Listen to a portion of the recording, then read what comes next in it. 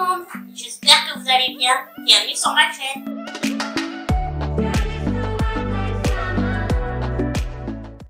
Donc aujourd'hui, on se retrouve pour un vlog improvisé. Donc ce n'était pas prévu, mais je me suis dit que ça allait pouvoir vous intéresser.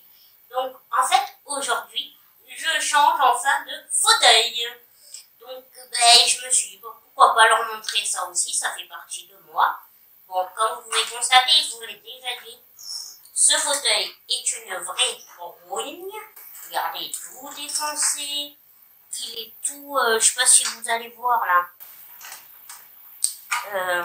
tout fracassé, plus d'accoudoir. Bon, ça a une petite histoire, hein. Je vais vous expliquer. C'est parce que j'ai un petit rat qui est mon neveu, je rigole, il le sait qu'il l'appelle comme ça, qui quand on est côte à côte, qu'on regarde un film, il s'amuse à le gratter.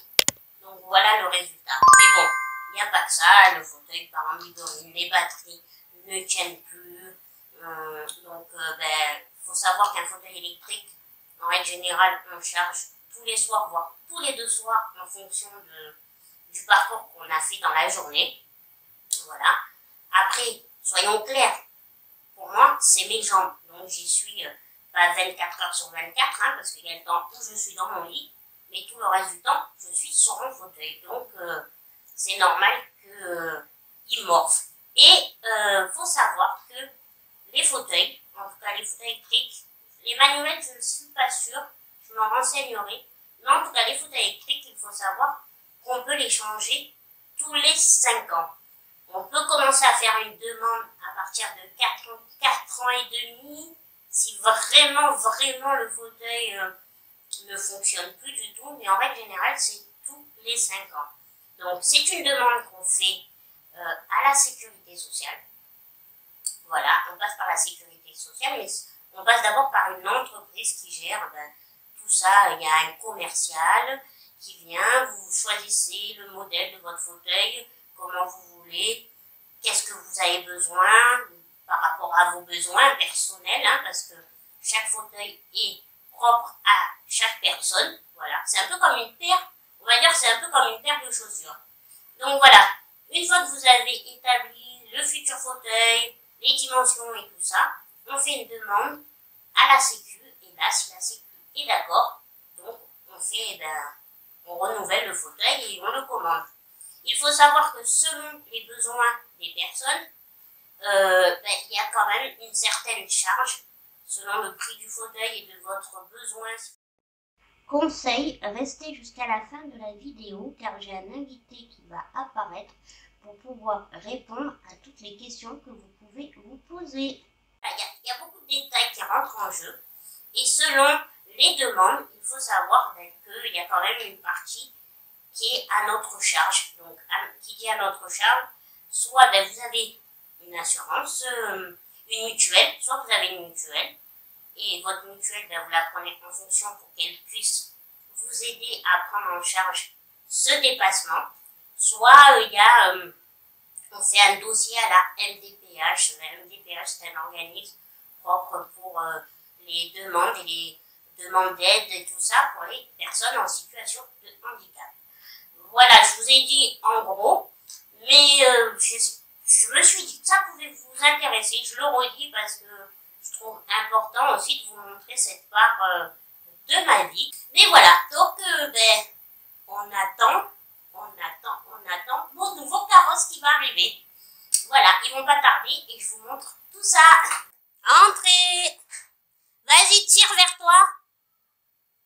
Tire vers toi. Voilà, salut. Oui, toi. Merci la clim. Ah ouais. Ça va, monsieur Gaëtan? Et toi? Tout va bien? Ouais.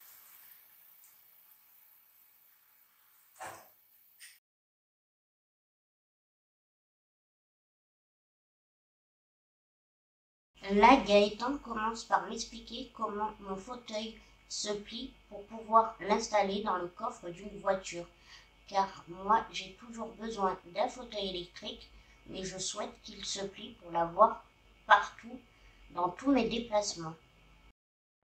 Là, vous pouvez voir la taille de la batterie, elle est vraiment toute petite. Oui, ouais, c'est vrai. Donc vas-y, présente-toi à mes internautes. Moi, je suis prestataire médical, technicien spécialisé dans le fauteuil médical. Voilà. Et que quand Et j'ai un problème, j'interviens. c'est à toi que je fais appel. Et c'est toi qui vas m'arranger tous les petits détails. Exactement. J'ai modifié le fauteuil pour qu'il soit adapté à ta morphologie. Merci. Et on peut montrer. Après, il est hyper calme. Ça me fait bizarre, il est silencieux. Ah, le bête de bruit, c'est mieux. Alors, tu seras obligé d'avoir de nouveaux repères. Hein, Première modification sur le fauteuil, il me change l'emplacement de la batterie car la batterie était placée devant mais elle me gênait au niveau des jambes. Donc ils essayent de la placer à l'arrière et chose qu'ils ont réussi à faire. Présente-toi. Présente-toi, je suis Michel de la société Matériel Médical Assistance. D'accord. Qu'est-ce que c'est Medical Assistant? Nous sommes prestataires de services en matériel médical. Est-ce que vous êtes les seuls dans le Var? Il y a quelques concurrents dans le Var, mais nous sommes les meilleurs, bien évidemment.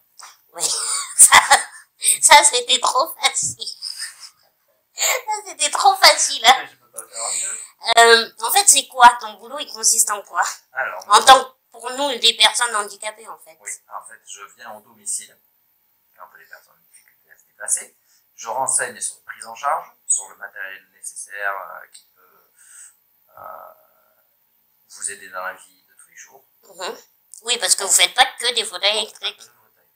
Donc, les prises en charge, les tarifs, des essais. Voilà, parce que j'ai expliqué qu'on avait sélectionné ensemble le choix du fauteuil et tout ça. Et qu'on adapte. Voilà, et donc après, tu as fait quoi? Une demande à la Sécu? Alors, une fois que certaines personnes ont déjà eu un fauteuil, donc quand la personne a eu un fauteuil roulant électrique déjà attribué et pris en charge par la Sécu, on fait une demande de renouvellement. Donc il va y avoir une demande d'accord préalable. Et c'est tous les 5 ans? C'est seulement tous les 5 ans. Est-ce qu'on peut avant? On peut avant dans le cas où la personne a eu un changement de pathologie ou de prise de surpoids. Une évolution en fait, d'accord. Ok, après tu fais quoi? Tu demandes à la... C'est toi qui demandes. Demande Sécu, délai de traitement des dossiers, c'est minimum 3 semaines. Une fois que la Sécu donne son avis favorable, on commande le fauteuil à partir de là. Ce premier fauteuil qu'on aura évalué ensemble. D'accord. Délai selon le fournisseur. Une fois qu'on a le fauteuil, on le délivre. Ok. Oui, après, comme ils ont pu voir, on fait des améliorations en fonction des personnes. Voilà. Et une fois qu'on a le fauteuil, on adapte, non pas la personne au fauteuil, mais plutôt le fauteuil à la personne. Oui. Non, parce que comme je leur dis, c'est un peu comme une paire de chaussures en fait. Hein. C'est ça. Voilà. Et quand tu n'as jamais eu de fauteuil, quand tu fais une première demande, comment ça se passe? Il faut faire appel à un médecin de la rééducation fonctionnelle, parce que c'est le seul médecin qui a l'agrément et la possibilité de prescrire un fauteuil, avec une équipe pluridisciplinaire, donc ergo, kiné, qui vont donner aussi leur accord et en fonction du choix du fauteuil. D'accord. Donc on va dans un centre spécialisé où certains docteurs peuvent se déplacer, c'est très rare. Et certains ergothérapeutes peuvent prescrire aussi des fauteuils, certains. D'accord. Donc la démarche, c'est définir en fonction du besoin de la personne qui va avoir ce fauteuil. Dans la vie de tous les jours, est-ce qu'il va falloir le transporter, le plier, est-ce que c'est un fauteuil qui va le servir au domicile sans avoir à le mettre dans une voiture? Ouais, tout dépend, oui, des besoins, comme moi en fait. Définir le produit. Une fois qu'on définit ce produit, on prend le rendez-vous dans un centre, on fait un essai avec un fauteuil, pas le définitif, mais celui qui se rapproche le plus. Le médecin valide, en fonction de la pathologie et du choix du fauteuil, si c'est adapté, il fait un certificat d'adéquation. D'accord. Une ordonnance, certificat d'adéquation et test d'essai. Tout ça, c'est remis à ma possession, au prestataire de service, qui envoie tout ça à la Sécu. D'accord. Qui est validé ensuite par un médecin conseil de la sécurité sociale. C'est lui qui donne son accord final. Ok, et que ça soit un fauteuil électrique ou un fauteuil manuel, c'est pareil? Le fauteuil électrique, tous les 5 ans. Le fauteuil manuel, c'est un peu flou au niveau de la législation. Mais c'est à peu près les mêmes démarches? La démarche, c'est différent, car un fauteuil manuel n'a pas besoin de passer devant un médecin conseil. Ça peut être un généraliste qui prescrit. tout simplement. Oui. D'accord. Et le fauteuil manuel existe à la location, tandis que l'électrique n'existe Ouais, pas encore à la location. C'est difficile de mettre un fauteuil roulant à la location. d'accord. Et les questions qu'on pose souvent, c'est le prix à peu près d'un fauteuil électrique. C'est un peu comme les voitures. Ouais, c'est ce que je dis, Ouais. mais voilà, Les c'est... voitures, tu as des fauteuils roulants électriques qui seront remboursés sécurité sociale, qui sont très bien. Mhm. Donc les bases de remboursement sécurité sociale. Tu as 3 bases de remboursement à la sécurité sociale. Premier fauteuil, vraiment la chaise pliante avec un moteur. Le plus léger, le basique, ouais. 2700 et quelques euros, remboursé par la sécurité sociale. D'accord. Il existe dans cette gamme. Ensuite, il y a le modèle un tout petit peu plus performant. Il est à 3487 euros. C'est une version qu'on appelle AA1, assise adaptée numéro 1. Ouais. Et ensuite, il y a l'assise adaptée numéro 2, version AA2, qui est une prise en charge à 3980 et quelques euros, je ne sais plus exactement. Et des fauteuils existent aussi avec une prise en charge en totalité. D'accord. Voilà. Là, c'est souvent des fauteuils un peu plus cossus déjà, avec des fonctions électriques en plus que les fonctions basiques sur le AA1. D'accord. Et moi, je rentre dans quoi? Tu es situé sur du AA1 à 3400. Voilà, non, mais voilà, c'était pour... voilà. Et j'expliquais parce que des fois, tu as des dépassements, donc on peut faire appel soit à une mutuelle, oui, soit à la MDPH. La MDPH, la mutuelle, c'est le conseil général aussi qui peut donner... Et ils le font moins. C'est très compliqué. Conseil général, ils le font moins. La MDPH, mais aussi, c'est très long avant d'avoir une... voilà, pouvoir, on dira. C'est délicat. Voilà. Oui, oui.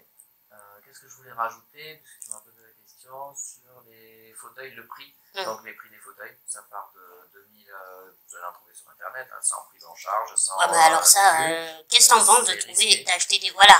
Moi, je suis pas très... C'est comme les véhicules d'occasion.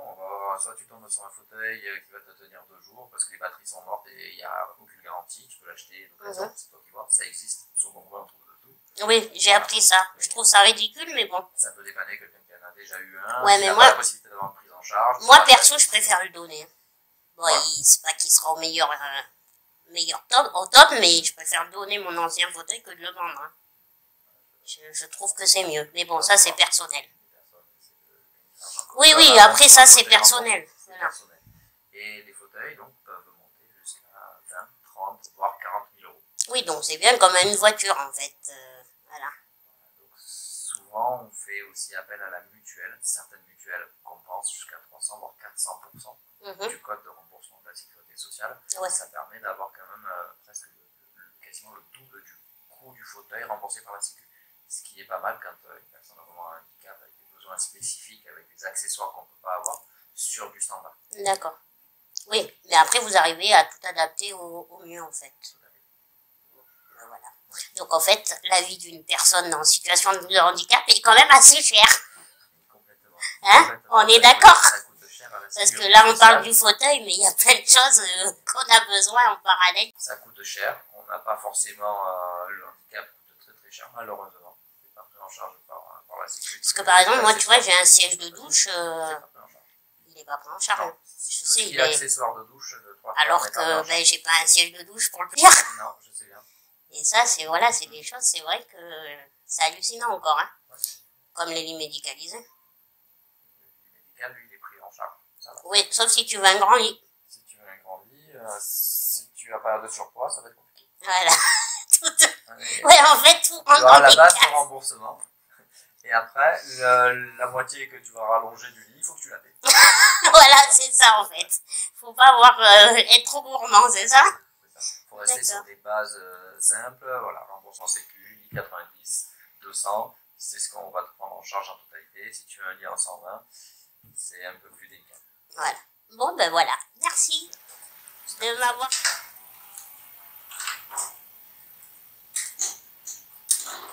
Alors, comme vous pouvez constater, c'est pas pour aujourd'hui que je serai sur mon nouveau carrosse, mais pas d'inquiétude, et je l'aurai vendredi, parce que ben, comme je vous ai montré, en fait, ben, y a forcément, il faut l'adapter, et l'adapter à moi. En fait, c'est pas moi qui m'adapte au fauteuil, c'est le fauteuil qui s'adapte à moi. Et donc, nous devons faire des petites adaptations, donc ils l'ont récupéré, comme je vous avais dit, je le savais, car il faut mettre les cale-pieds, ce qu'on appelle les cale-pieds, c'est les repose-pieds là, à hauteur. Il y avait ça à mettre, à faire. Bon, on a pu changer la batterie de place. Voilà. Vraiment, voilà, il faut vraiment que ça soit nickel, que après je puisse continuer à être autonome chez moi. Voilà, c'est bien de changer de fauteuil, mais si après on ne peut plus être autonome, ce n'est pas la solution. Donc tout ça pour vous dire que je ne l'aurai pas aujourd'hui même mercredi, mais vendredi, le carrosse revient avec toutes les adaptations faites. Mais pour l'heure, là... Et salut tout le monde, j'espère que vous allez bien. On se retrouve, nous sommes vendredi 7, il est 3h moins 10, et qu'est-ce qu'on attend? Je vous ai dit qu'on allait se retrouver. Qu'est-ce qu'on attend? Mon nouveau carrosse va arriver, et cette fois-ci, je vais le garder. Donc, je vous avais dit que je vous reprenais aujourd'hui dès qu'il allait arriver. Donc, je pense qu'ils vont plus tarder.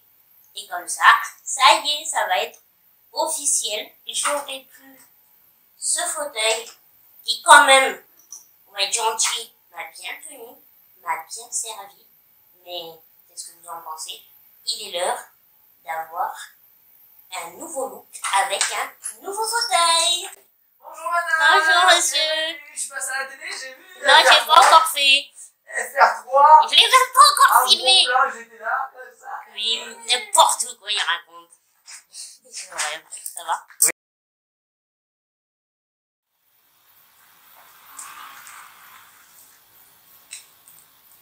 Et voici mon nouveau carrosse. Salut tout le monde. Donc, on se retrouve beaucoup plus tard. Nous sommes le 13 juillet. Et puis, on se retrouve pour que je vous fasse une petite update de mon nouveau carrosse.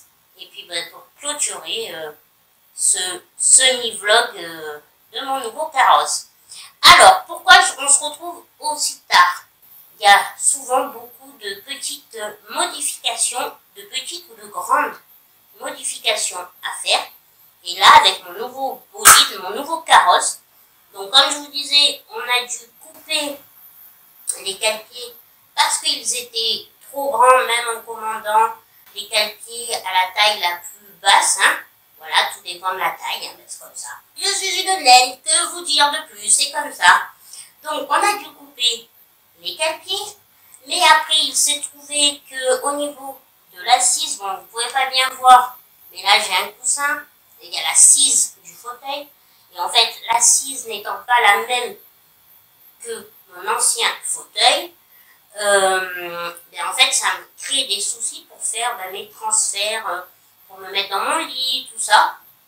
Donc on a dû trouver une petite solution. Donc on a créé en fait Gaëtan, que vous avez pu voir, m'a construit en fait une petite planche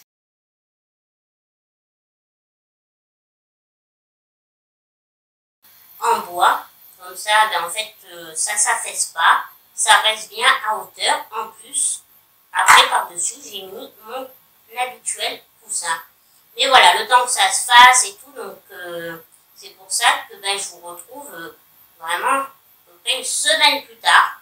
Car comme vous avez pu voir, ils sont revenus, mais c'est là qu'on a constaté qu'en fait, au niveau de l'assise, ça a posé des problèmes, voilà.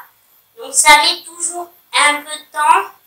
Je l'ai eu, là je vous prends, c'est vrai, je vous prends en fin d'après-midi, début de soirée, parce qu'il est 7h moins 10, qui me l'a amené ce matin, mais je suis contente. Il est tout fin, il est vraiment tout discret, c'est rigolo, mes neveux et nièces, mon neveu et ma nièce, ça les choque, parce qu'ils ont l'habitude d'avoir le gros côté derrière, donc ils me disent, tata, c'est trop bizarre, t'es trop petite, encore plus petite que ce que je suis. Mais bon, c'est le temps que tout le monde s'habitue.